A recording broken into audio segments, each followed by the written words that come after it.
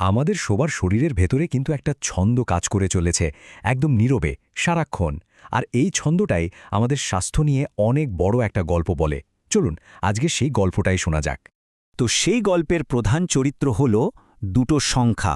হ্যাঁ, এই যে রক্তচাপ মাপার সময় আমরা দুটো সংখ্যা দেখি, এগুলো আসলে কি বলে, আমাদের স্বাস্থ্য নিয়ে কিসের ইঙ্গিত দেয়। চলুন এই পুরো আলোচনা জুড়ে আমরা এই উত্তরটাই খুঁজে বের করার চেষ্টা করি। ব্যাপারটা কিন্তু খুব সহজ। ভাবুন তো, আমাদের হার্ট একটা পাম্পের মতো, তাই না? প্রতিটা বিটের সাথে সাথে ওটা সারা শরীরে রক্ত ঠেলে পাঠাচ্ছে। এখন এই যে রক্ত আমাদের শিরা ধমনির মধ্যে দিয়ে ছুটে চলেছে, তখন সেটা তো নালীর দেওয়ালে একটা ধাক্কা দেয়, একটা চাপ তৈরি করে। আর এই ধাক্কা বা চাপটাই হলো ব্লাড প্রেশার বা রক্তচাপ। তো আমরা যে দুটো সংখ্যার কথা বলছিলাম, চলুন এবার সেগুলোর রহস্যটা ভেদ করা যাক। এর একটা নাম হলো সিস্টলিক আর অন্যটা ডায়াস্টলিক।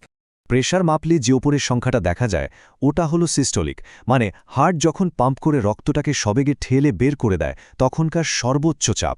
আর নিচের যে সংখ্যাটা ওটা হলো ডায়াস্টোলিক, মানে দুটো পাম্পের মাঝখানে হার্ট যখন একটু জিরিয়ে নেয় বা রিল্যাক্স করে তখনকার চাপ।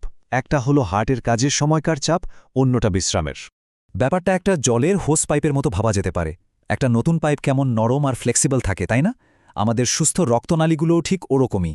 চাপ বাড়লে বা কমলে ওগুলো নিজেদের মানিয়ে নিতে পারে। কিন্তু সময়ের সাথে সাথে বা অন্য কোনো কারণে রক্তনালীগুলো যদি শক্ত হয়ে যায়, ঠিক একটা পুরনো শক্ত পাইপের মতো, তখন কিন্তু চাপটা অনেক বেড়ে যায়। এখন প্রশ্ন হলো, আসল সমস্যাটা কোথায়? সমস্যাটা হলো এই যে উচ্চ রক্তচাপ, এটার তেমন কোনো লক্ষণই দেখা যায় না। এজন্যই তো একে সাইলেন্ট কিলার বা নীরব ঘাতক বলা হয়। এটা একদম চুপিসারে দিনের পর দিন আমাদের শরীরের ভেতরে মারাত্মক ক্ষতি করতে থাকে।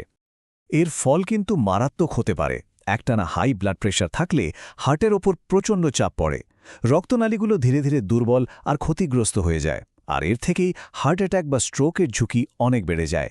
শুধু তাই নয়, এর প্রভাব কিন্তু আমাদের চোখ আর কিডনির মতো গুরুত্বপূর্ণ অঙ্গের উপরেও পড়ে। এর পেছনে একটা বড় কারণ হলো একটা প্রক্রিয়া যার নাম অ্যাথেরোস্ক্লেরোসিস। নামটা একটু কঠিন শোনালেও ব্যাপারটা হলো উচ্চ রক্তচাপের কারণে আমাদের ধমনির ভেতরের দেয়ালে চর্বি জমতে শুরু করে।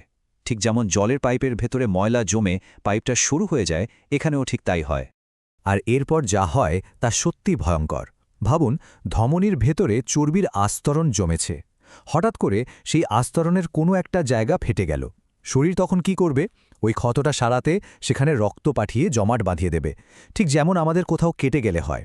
কিন্তু সমস্যা হলো, ধমনির ভেতরে এই জমাট বাঁধা রক্তটা রক্ত চলাচলের পুরো রাস্তাটাই বন্ধ করে দিতে পারে। আর তখনই ঘটে হার্ট অ্যাটাক বা স্ট্রোকের মতো মারাত্মক ঘটনা। এটা আসলে একটা ভয়ঙ্কর চেন রিঅ্যাকশন। তবে এত সব খারাপ খবরের পরেও একটা ভালো খবর আছে, আর সেটা হলো পরিস্থিতি কিন্তু আমাদের নিয়ন্ত্রণের বাইরে চলে যায়নি। ইতিবাচক পরিবর্তন আনার জন্য কোনো সময়ই দেরি হয়ে যায় না। এই ঝুঁকি কমানোর জন্য কিন্তু খুব বড় কিছু করতে হবে তা নয়, বরং কিছু ছোট ছোট পদক্ষেপই অনেক বড় পার্থক্য করে দিতে পারে। যেমন ধূমপান ছেড়ে দেওয়া, খানে দেওয়ার ব্যাপারে একটু স্বাস্থ্যকর পছন্দ করা, প্রতিদিন একটু বেশি হাঁটা বা সচল থাকা, যদি ওজন বেশি থাকে সেটা কমানোর চেষ্টা করা, আর হ্যাঁ, অবশ্যই ডাক্তারের সাথে কথা বলে প্রয়োজনীয় ওষুধপত্র নেওয়া। কিন্তু এই যে ছোট ছোট পরিবর্তনগুলো, এগুলো কিন্তু শুধু ঝুঁকি কমানোর জন্য না, এর গুরুত্ব আসলে আরও অনেক বেশি, অনেক গভীর। চলুন একটু ভাবি, ভবিষ্যতের জন্য এই পদক্ষেপগুলো নেওয়াটা আসলে কেন এত জরুরি? এর মূল কথাটা খুব সুন্দরভাবে বলা হয়েছে একটি জায়গায়। নিজের ভবিষ্যতের কথা ভাবুন, পরিবারের পাশে থাকার কথা, নিজের পরিকল্পনা আর স্বপ্নগুলোকে সত্যি করার কথা ভাবুন। আসলে এই স্বাস্থ্যকর অভ্যাসগুলো তো শুধু নিজের জন্য নয়, তাই না? এগুলো আমাদের ভালোবাসার মানুষদের জন্য। তাহলে পুরো আলোচনা থেকে আমরা কি বুঝলাম? রক্তচাপ আসলে শুধু দুটো সংখ্যা নয়, তাই না? এটা আমাদের স্বাস্থ্যের, আমাদের ভবিষ্যতের একটা গল্প বলছে। এখন সবচেয়ে বড় প্রশ্নটা হলো, সেই গল্পটাকে আরও একটু সুন্দর, আরও একটু স্বাস্থ্যকর করার জন্য আজকেই কোনো ছোট পদক্ষেপটা নেওয়া যায়।